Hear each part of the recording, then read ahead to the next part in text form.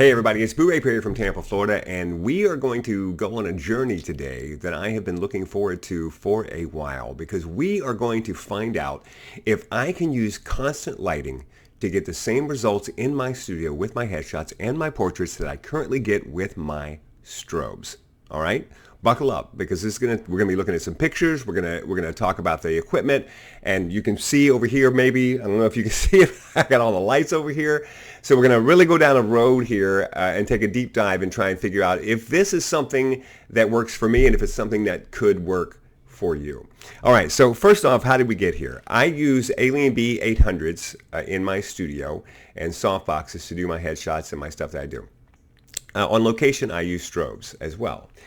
So the folks at Zhiyun, Zhiyun sent me these lights, and I loved them. I really, really loved them. I thought they were very cool, and I'd always toyed around with the idea, what if I could go to constant lighting in my studio? Because there's pros and there's cons, and we're going to break all these down in just a few minutes. And so what they did was they sent me the 60s. I call them the 60s. They're little square Rubik's Cube lights, and I made a video about it. I'll put a link to it right up here or here. It'll be somewhere. And those are the lights that I currently use for making my videos. There's one right here and there's one right here, and they're bounced into the wall in front of me, and that's the light that you're seeing right now in this video. And I love these lights because now I have a constant setup. Before I used to always have to pull a light out when I was going to make a video, and now, bam, constant lighting. It's always there, and they're mounted to my desk, and I can just reach up, turn them on, and hey, I'm live. More Blu-ray, right? Okay, so I love them. They also sent me the X100, and the X100, how cool is this light, right? Big knobs on the side. I love these knobs. One for intensity, one for your color. Big active cooling on the back. So cool, and the form factor is so small because look, let's take this off. Let's take this off. This is how big the whole thing is. Not real heavy at all either, right? And by the way, I'll have a link down in the description. You can go to Zhiyun's website. I encourage you, by the way, I want to get this right out. I encourage you, if you're thinking about purchasing lights like this, go to your local store and check them out, right? Get them in your hand, check them out. Always the best way to go whenever you want to buy equipment. Now, if you don't have a local store that carries this stuff, I will have links down in the description to everything that I'm talking about today, and you can buy them online, and I get a couple of dollars if you do, and that's great. So here you go. Look at the small form factor. So the minute I got this light, when I realized that the 60s were going to work fine for what I wanted them to do, I thought, well, could I use these for my headshots? So I set one up in my studio, and I did a headshot with it, and it looked great. I was like, that looks good. And the only problem was, because it's a 100 watt light, I was having to max this out, and I was having to take my ISO up probably up around, I want to say 400, maybe 500, in order to get what I wanted out of the light. And so I thought, you know, if only they made something more powerful, then I might actually switch to constant lighting. Well, guess what? They make something more powerful. Say hello to the 200. This is the 200. This is just a cover, by the way. Right. So this is the 200. Look at the size of the fan. Look at that huge fan, right? So small. So I got the 200, and I'm like, oh, well, now we're off to the races, right? I can use this. I can set this up, constant lighting, in my studio, and I can compare this to what I get with my Alien Bs and do the pros and the cons and make a video about it and decide, is this something that would work for you, and is this something that will work for me? I do want to show this. I've got a picture of it. Let me just show this. Here's the Alien Bee that I use, right? And now here's this. So let's do this. Do it this way. Here we go. Look at the size. Look at the difference. To be exact, this is 6 inches. From your softbox to the back is 6 inches. And on the Zhiyun, on the Molus 200, on the G200, it's 2.5 inches.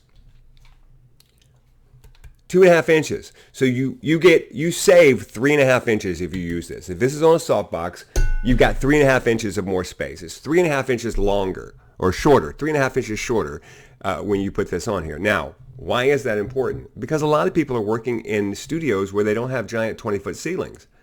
I know I don't have 20-foot ceilings. I think mine are maybe 10 feet.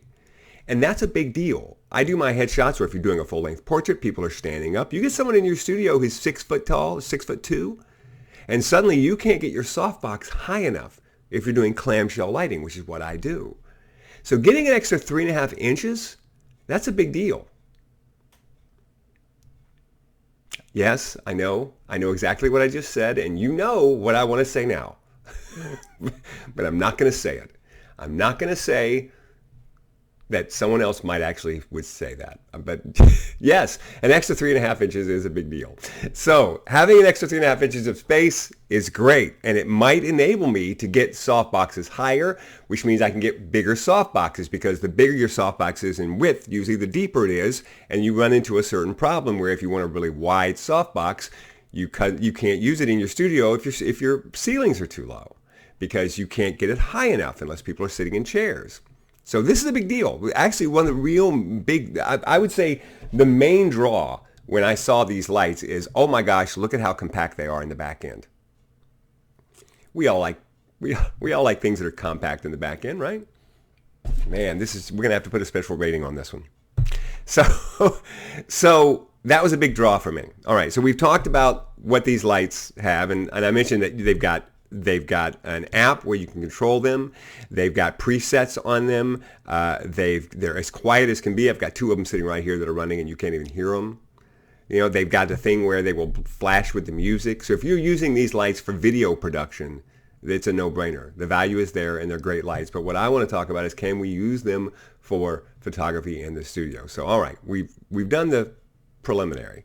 Let's look at some pictures and see what we can do. Let's start off with this handsome guy right here. This is shot using my current setup in my studio. When I do headshots, this is a lighting that I use. I have no background light. I'm using a dark background. This is one light, one reflector. So here's what the setup looks like. Right? This is what you're looking at right here. I've got a B800, right? The Alien Beast light. I've got it in a 35-inch rectangular softbox on top, into a glow curved reflector on the bottom. So it's a one light setup with one reflector, and this is the result that I get, and I'm happy with this light.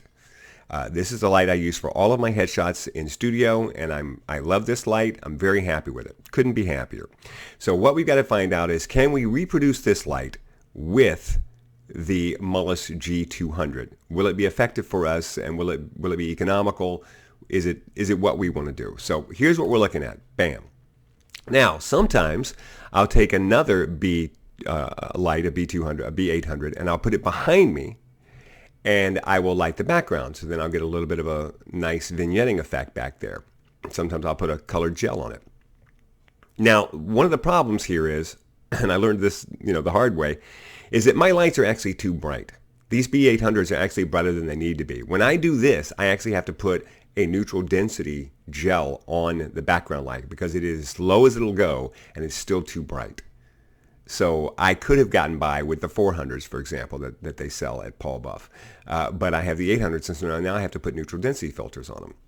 So here's my picture.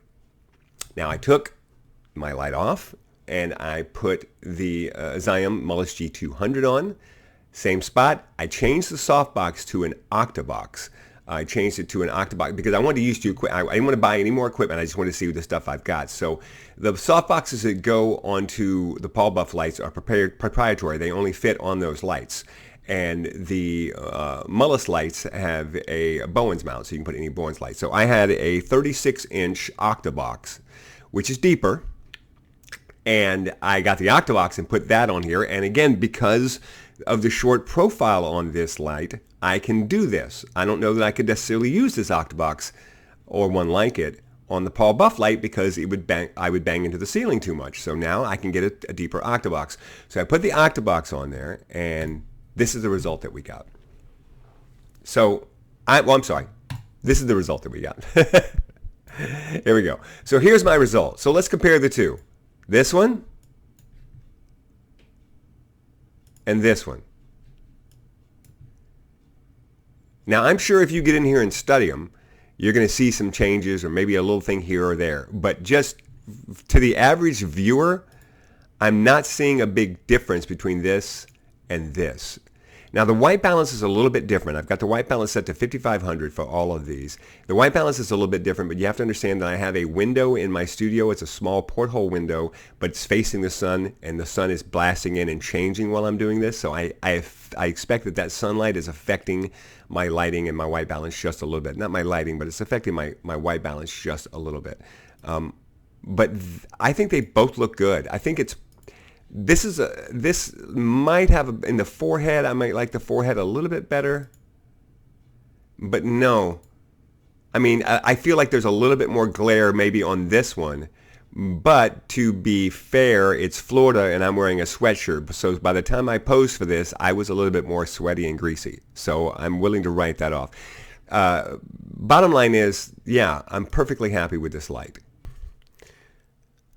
So the next thing I wanted to do was put a background light on it. Well, I've got the Z100, I'm sorry, the X100, so I can use that as a background light.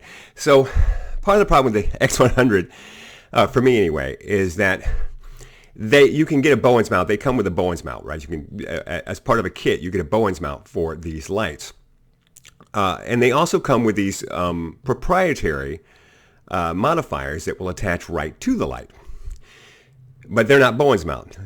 So if I put it in the Bowens mount, I didn't have a modifier that I could put on the light. So as you can see, if I just use the light with the built-in dome or whatever, it's a pretty big circle of light, right? It's pretty defined, and I didn't really want that.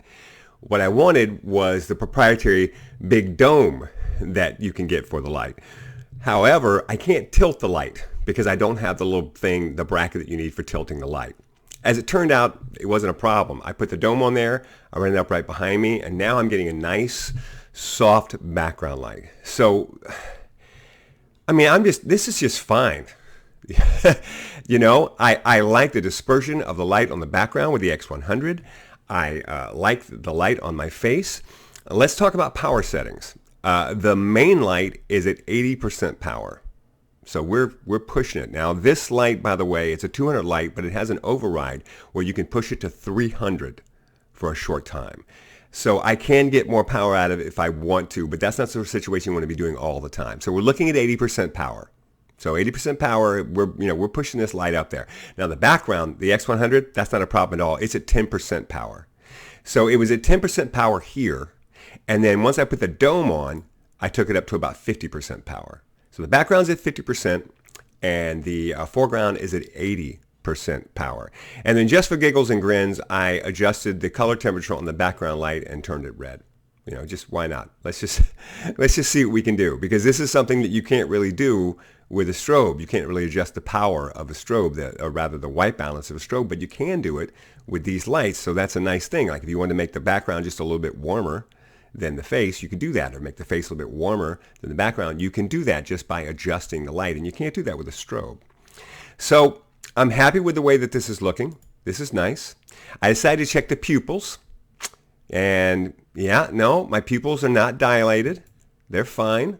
I was worried that you get that big dilation in the pupils that you get sometimes with constant lighting, but these lights are bright enough. They're going to take my pupils down, so that's not going to be a problem. I want that. And then I decided to test the background with a colored gel, because when I shoot with a background, sometimes I like to put a colored gel on it. So what I did was I just took a colored gel and I wrapped it around in front of the big dome and I taped it in place and shot some more images, and sure, you know, this is fine. Not a problem at all. Now I did have a problem because, like I said, I can't tilt it, so you can see here that it appears in the picture to the right. So I had to drop it down a little bit lower to make sure it wasn't going to appear, and that's what I got. And listen, that's, you know, there's nothing wrong with that. That's straight out of camera. I haven't done anything to that. And that's good. That's good clamshell lighting. That's good background light. And it's all being done with constant lighting. That's incredibly quiet and incredibly small and incredibly convenient. Now, one of the nice benefits also with the background, the X100 actually comes with a battery pack. So if you want to, you can have your background light be completely cord-free. So looking at the images, there's no doubt that I can get what I want from these lights. and get the images that I want for my clients that will match the images that I have gotten with my strobes. The question becomes, do I? Do I make the jump? And let's say you're building a studio for the first time and you're trying to decide if you want to go with constant lighting or if you want to go with strobes. Should you? Okay, well, I have a list. I sat down and I made a list of all the things I like and don't like about both of these things, and we're going to go through them. And I just want to remind you once again that sometimes people, when they watch my channel, they want to take me to task because I don't go into enough detail about certain things, or I don't tell you every little thing about the piece of equipment that I'm using. And you have to understand that my channel, I'm not an official reviewer. This is a vlog of a professional photographer. So when I talk to you, I like to talk the way I would talk to you if we were sitting at lunch. Here's what's going on. Here's what I like about this. Here's what I don't want to like about this. You get real-time information from me about my experience with this equipment and with these lights. So, pros. Here's the pros of using constant lighting. I wrote them down because I didn't want to screw them up. And some of these I've already mentioned. First off is you get real-time background lighting and real-time subject lighting. This is huge. We are in an era now where the days of taking a picture and then checking a picture are coming to an end. We're already using mirrorless cameras, which means now we can see in real time, as long as we're using constant lighting or natural light, we can see in real time what our image is going to look like before we take it. We couldn't do that before with DSLRs. We had to take the picture and then look at it.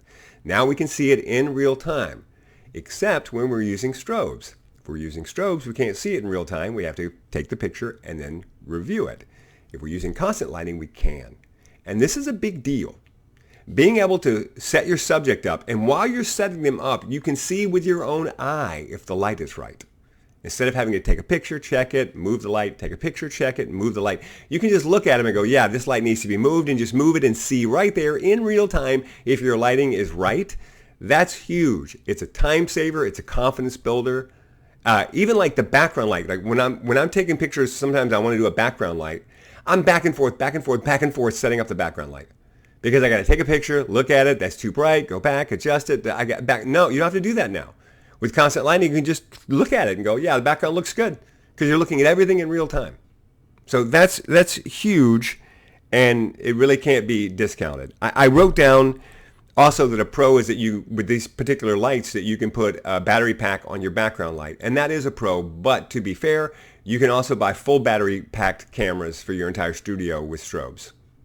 So, your whole strobe can be wireless. I mean, your whole studio can be wireless with strobes. Godox makes a great set. That's not really a pro because you can do that with strobes as well. And then there's form factor and size. And again, that's what really attracted me to these lights when I first saw them, is just how small they are. And when this is mounted on the softbox, it's like it's barely this little thing sticking off the softbox. So in my studio, I have this problem. And I have this problem on location a lot too. And there's an idea. I work in doctors' offices and lawyers' offices. Sometimes, like, I was in a house the other day. It was an old house in South Tampa that was now a doctor's office. It has like, I want to say 9-foot ceilings. It was impossible to work in that room. But now, I'm getting extra space now. Every little bit of space can help you out. Another thing that we don't talk about too much is blinking. I don't know if you've ever had this happen to you, but it will if it hasn't. Sometimes there are some people who just simply blink involuntarily every time the strobe goes off, and they can't stop it. There's nothing they can do about it. I had a wedding once where the groom had this problem, and I'm not kidding you. I had to take a picture 10 times to get one where he wasn't blinking. Not a problem with constant lighting. They don't blink because there's no flash. This can also be a bonus when you're working with children, because when you work with kids, when that strobe pops, they start looking at the strobe. Hey, and they're looking at the strobe. They're not looking at you anymore. They're looking at the strobe because their environment is changing. When you use constant lighting, that's not going to happen. I imagine the same thing probably is true with pets and dogs. Constant lighting, I mean, the lighting might be bright, and that might be like, oh, to them, but it doesn't change. There's not like a popping, right? So that can be a benefit to you when you're doing the shots. And finally, also, no trigger. You don't have to have a remote on your camera to fire off the constant lights. If you buy strobes for your studio, you got to buy triggers, right? And you gotta buy receivers, and you gotta buy triggers. You don't have to buy them now. It's all constant lighting. One less thing you have to buy, one less thing you have to worry about breaking, one less thing you have to worry about having batteries for is the trigger. It's not a major deal, but it is a deal. You know, I'm very big on trying to have as little equipment as possible that can go bad for me when I'm on a gig or on a job.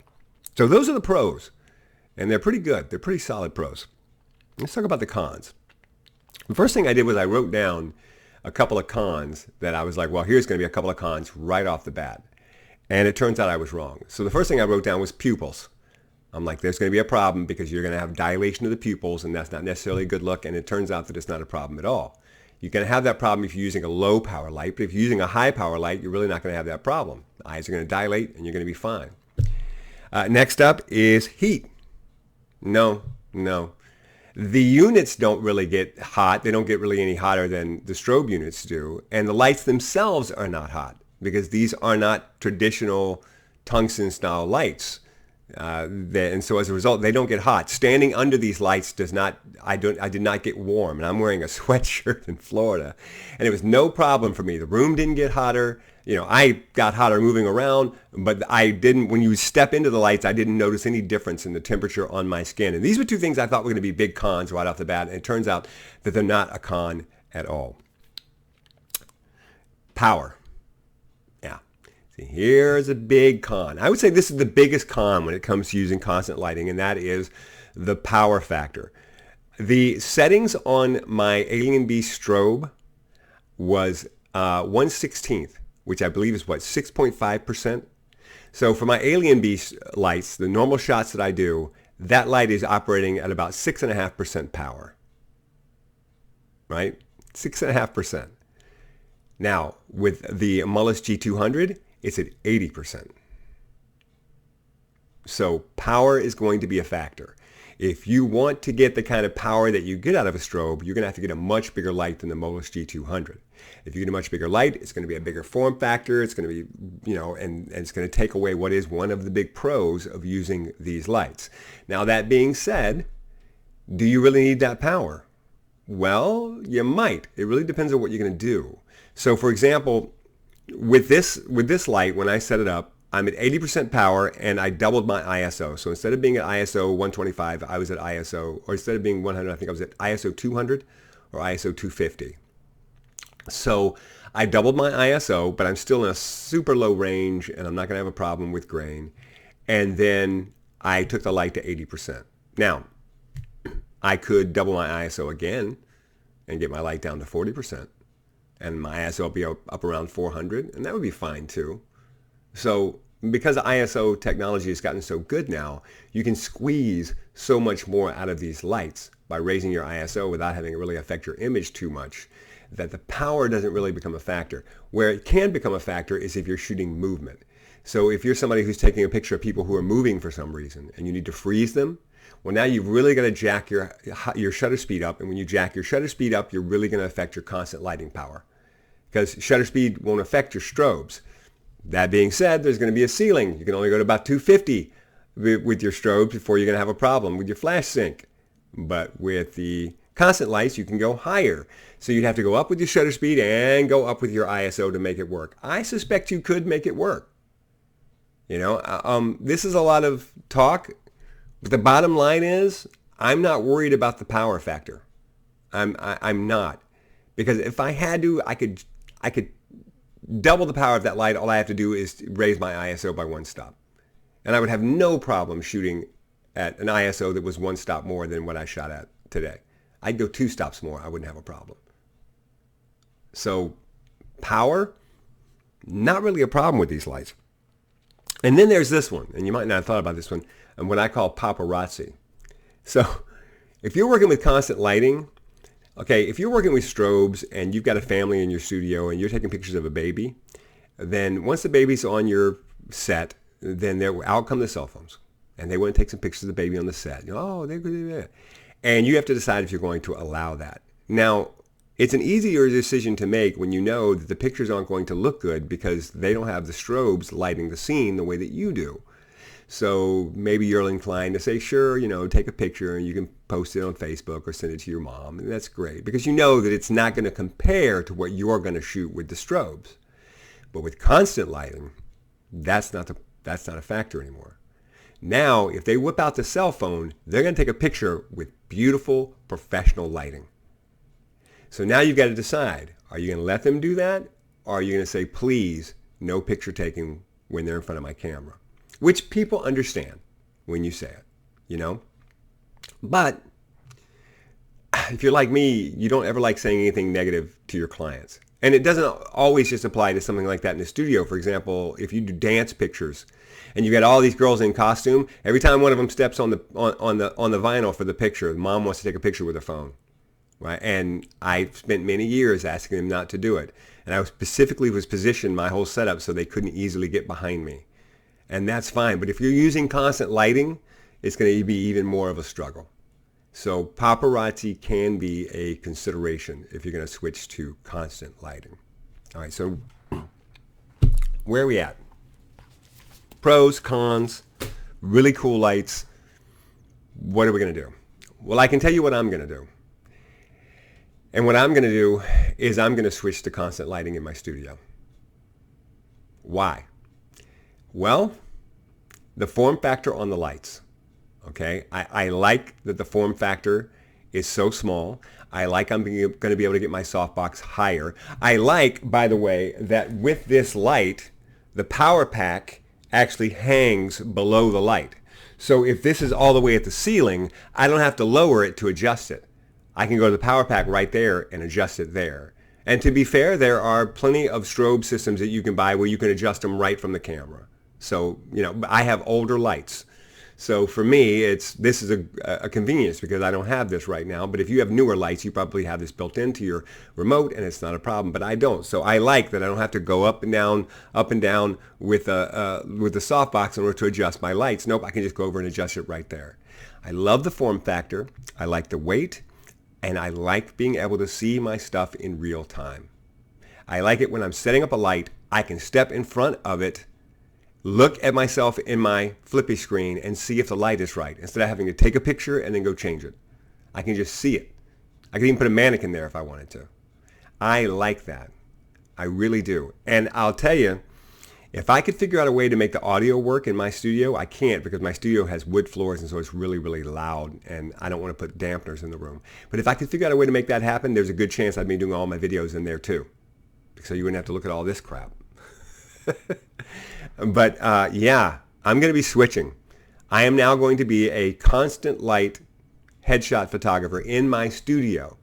Now, I'm not going to switch from my location work yet because I use all battery packed. I use Godox 200s on location, and if I was to use this, I'd have to plug it in. So, and I'm not willing to make that on location. But in my studio, yeah, I'm going to go to constant lighting. Put people in it. They're not going to blink. They're not going to freak out. I can see them in real time. I can make corrections before I take the first picture. I can take the pictures without startling them with the flash. I can take as many pictures as I want. They can't even hear it. My camera's so quiet. There's a lot of really cool benefits. Now, I'm not going to say that I'm not going to change again in a month.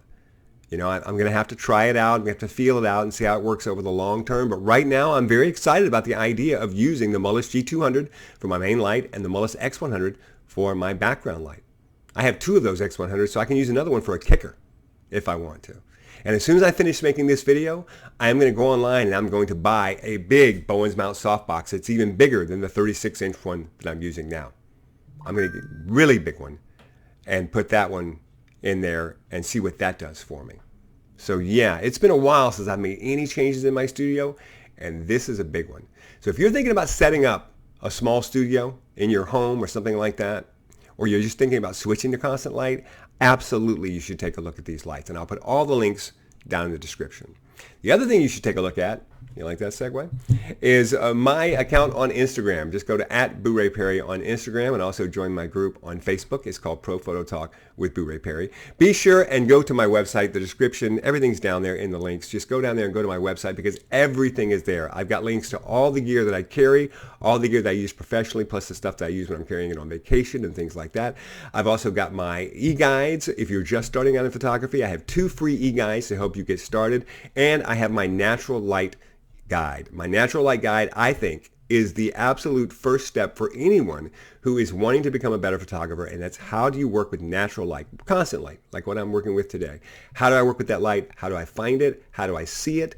How do I produce good images no matter where I am with natural light? I have a 55-minute tutorial on using off-camera lighting on location that's available on my website, and you can even sign up and get private consultations with me where I will walk you through whatever your concerns are and help you become a better photographer. All right, this has been a big experiment. I've been working on this for a while and thinking about it. I'm glad we got it done. Please go down in the comments. Let me know what you think. Let me know your own experiences if you've been using constant lights. And thanks for watching. I'll see you soon.